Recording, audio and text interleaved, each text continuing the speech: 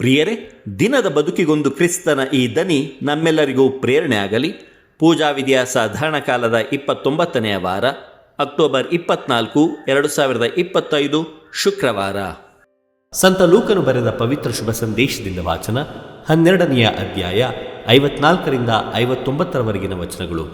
ಆ ಕಾಲದಲ್ಲಿ ಯೇಸುಸ್ವಾಮಿ ಜನಸಮೂಹವನ್ನು ನೋಡಿ, ಪಶ್ಚಿಮ ದಿಕ್ಕಿನಲ್ಲಿ ಮೋಡ ಏಳುವುದನ್ನು ನೀವು ನೋಡಿದ ಕೂಡಲೇ ಭಾರಿ ಮಳೆ ಬರುತ್ತದೆ ಎನ್ನುತ್ತೀರಿ, ಹಾಗೆಯೇ ಆಗುತ್ತದೆ. ದಕ್ಷಿಣ ದಿಕ್ಕಿನ ಗಾಳಿ ಬೀಸಿದಾಗ ಉರಿ ಬಿಸಿಲು ಎನ್ನುತ್ತೀರಿ, ಅಂತೆಯೇ ಇರುತ್ತದೆ.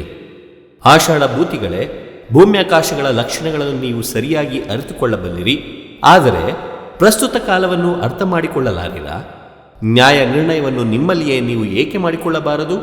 ನೀನು ನ್ಯಾಯಾಧಿಪತಿಯ ಬಳಿಗೆ ಹೋಗಬೇಕಾಗಿ ಬಂದಲ್ಲಿ ದಾರಿಯಲ್ಲೇ ನಿನ್ನ ವಿರೋಧಿಯೊಡನೆ ವ್ಯಾಜ್ಯ ತೀರಿಸಿಕೊಳ್ಳಲು ಪ್ರಯತ್ನಿಸು. ಇಲ್ಲದಿದ್ದರೆ ಅವನು ನಿನ್ನನ್ನು ನ್ಯಾಯಾಧಿಪತಿಯ ಮುಂದೆ ಎಳೆದೊಯ್ಯಬಹುದು.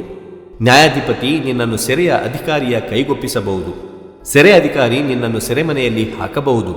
ಅಲ್ಲಿಂದ ನೀನು ಹೊರಗೆ ಬರಬೇಕಾದರೆ ಕಡೆ ಕಾಸನ್ನು ಬಿಡದೆ ಎಲ್ಲವನ್ನೂ ಸಲ್ಲಿಸಬೇಕಾಗುವುದೆಂಬುದು ನಿಶ್ಚಯ ಎಂದರು.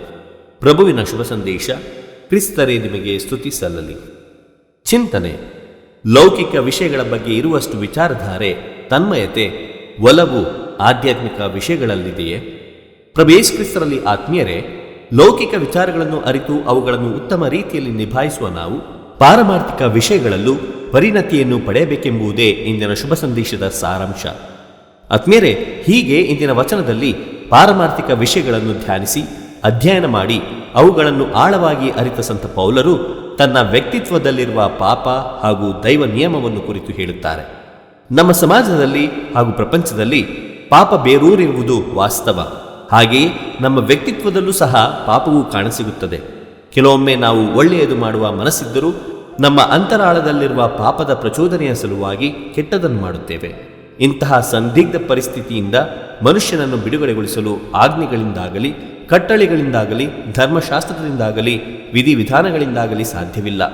ಮನುಷ್ಯ ತನ್ನಲ್ಲಿರುವ ಪಾಪವನ್ನು ಜಯಿಸಿ ಒಳ್ಳೆಯದನ್ನು ಮಾಡಬೇಕಾದರೆ ಪ್ರಭುವಿನಲ್ಲಿ ಅಚಲ ವಿಶ್ವಾಸವಿಟ್ಟು ಅವರ ಕೃಪೆಗೆ ಪಾತ್ರರಾಗಬೇಕು.